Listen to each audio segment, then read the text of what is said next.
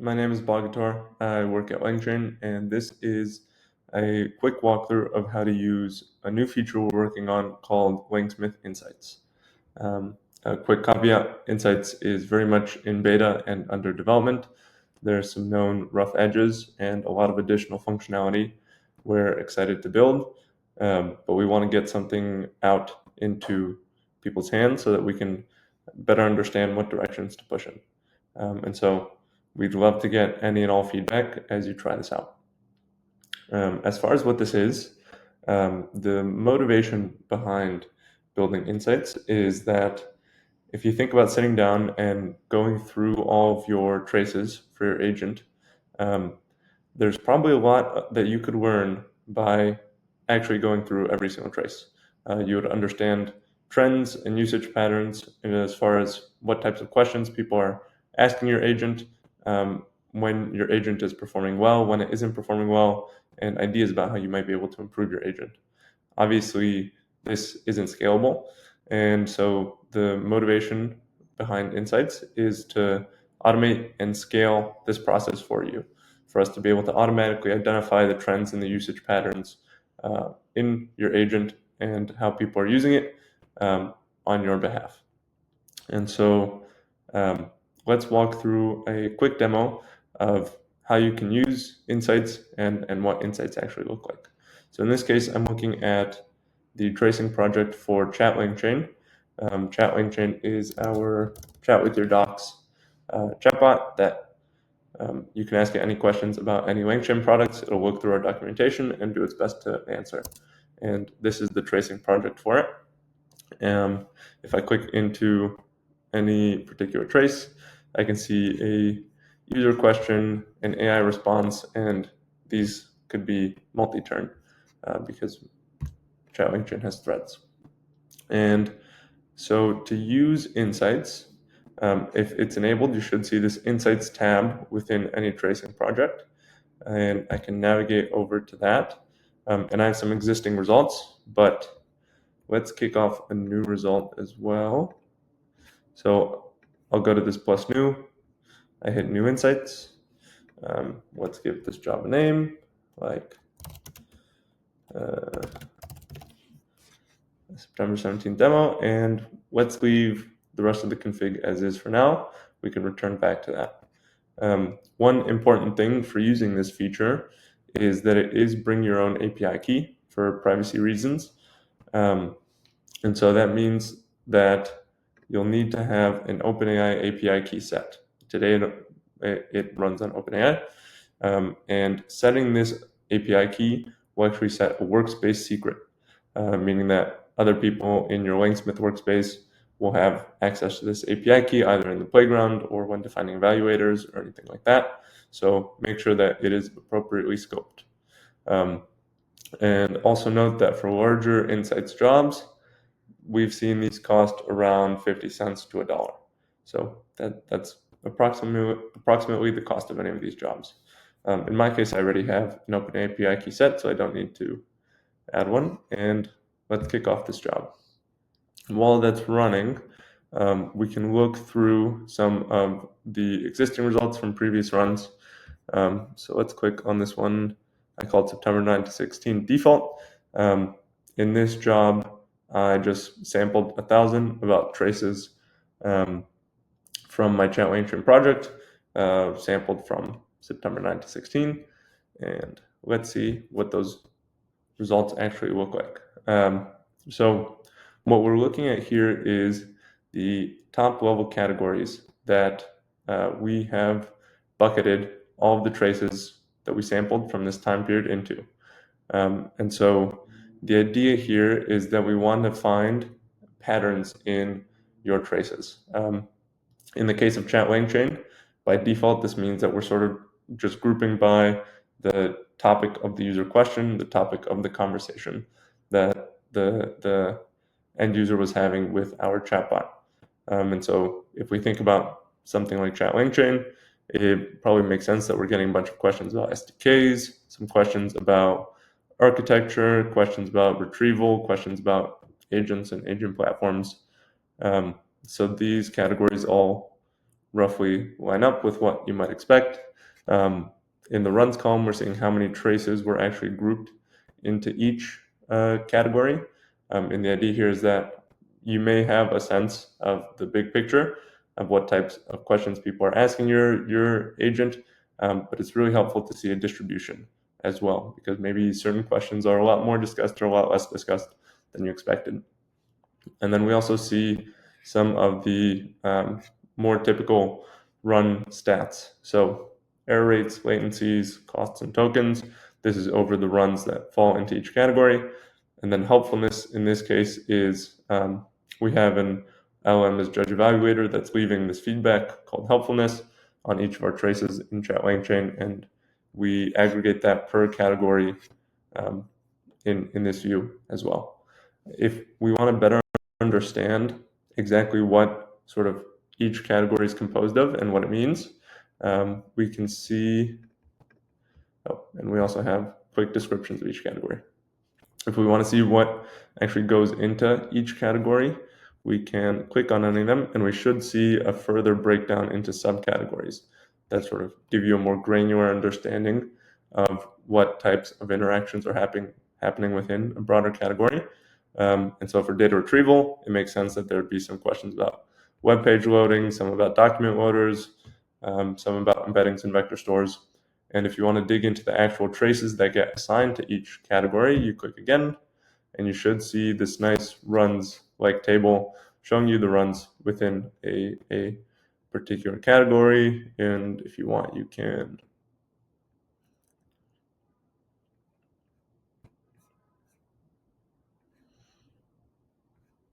click into any of these, and you'll see the full trace. So the user was asking what are retrievers, and then they asked to enumerate types of chunking. Those all fit under the general category of retrieval augmented generation. So that is the feature in a nutshell. There is a few different sort of modes or usages that we're really aiming to do well here. The first is this sort of generic summarize the general topics of interactions that users are having with my agent. The second is sort of an error analysis mode to help you really pick apart and understand where your agent isn't performing well and why it might not be performing well. So if we look back at our insights creation, there is a few things that we can actually configure. So first off, we can set a sample size for how many traces we want to run this categorization job over. Right now it's capped at 1,000, but we'll be bumping that in the future. We set a time range for when we want to sample traces from, and if we want, we can also set additional filters. Categories. So in this run that we just looked at, all of these categories were automatically generated. They were sort of bubbled up from the underlying traces. In some instances, you might have some categories that you're interested in upfront, and you just want the job to correctly bucket things into those categories. For example, in the case of chat LangChain, if I were a PM at LangChain, maybe I'd be curious to see all of the traces broken down by whether they were about LangChain open source libraries, whether they were about LangSmith, whether they were about LangGraph platform. And so I could, for example, go in and add these categories and say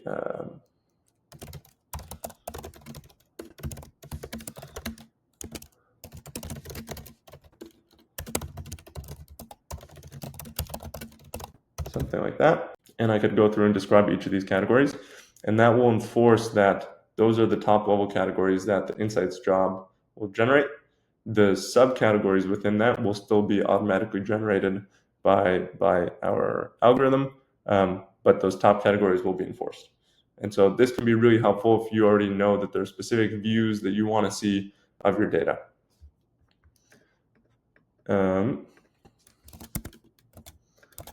The next feature, or configuration knob, that we have that can be very useful to tune is we can see the summary prompt that was used in the course of this job.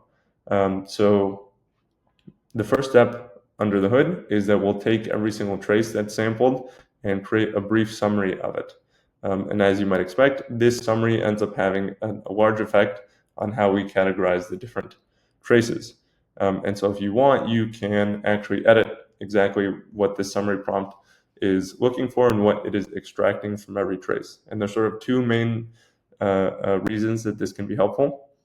The first is obviously that the instructions for how to summarize will dictate the types of categories that are generated. The default prompt is very sort of usage pattern focused, sort of extract what the topic or sort of feature that the user was using when interacting with your assistant. And so if you wanted to be extracting different flavors of categories, you can edit this prompt to reflect that. The other important step here is that we are actually determining what parts of your trace get passed to the summarizer. And configuring this is important, one, because you might have really large traces with a lot of metadata that will just end up costing you more money. And so you might want to save some money by limiting which parts of the trace actually get sent to this summarizer. But the other important thing is also just that there can be a lot of noise in any trace. And so like reducing the summary prompt to only the most relevant information can improve your results. So in the case of chat LangChain, if we look at a specific run and we look at the output, we'll see that in the output there is this messages key that ends up having the full conversation history. But then there's also a bunch of other random stuff, like documents that get retrieved in the course of the chat bot trying to respond that we don't really need to be sending to our summarizer. And so if we go back to our insights job, we can update the summary prompt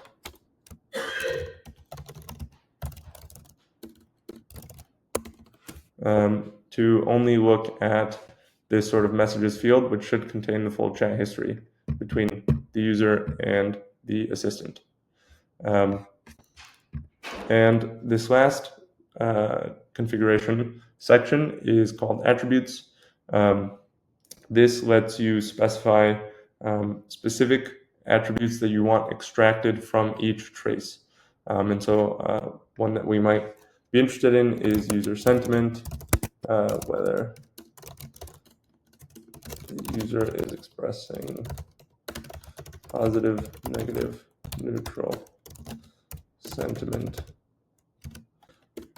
One is positive, let's say positive, one is neutral, 0 is negative. And we can make this a number. And now for every trace, we are going to extract this sentiment along with summarizing the trace. And then that extracted information will also be used as part of the categorization algorithm. And so in theory, traces with similar sentiments should be getting bucketed together more frequently. If all of that sounds like a lot to configure, we also have a few pre-built configurations which are geared towards different types of analysis.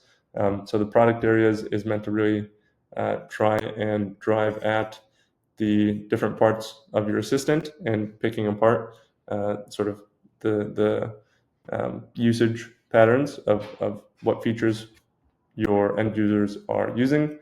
And error analysis is meant to help you specifically understand where your agent isn't performing well. And if we look through, I think I have an error analysis example. And so this was just using the default error analysis prompt and configuration. And these are the categories that are generated for chat LangChain. And so there's some number of runs, 52, where it seems like the assistant misunderstood the request and either fully misunderstood the user intent or just provided some non-actionable or incorrect responses. And if we want, we can then go and look through those specific interactions. So that is the feature in a nutshell. Like I mentioned, this is very much under development and in beta. We'd love to hear any feedback on either how useful the feature is in general and additional functionality that you'd like to see, as well as whether it's working well, whether it's generating interesting or correct or useful insights. So please let us know. Thank you.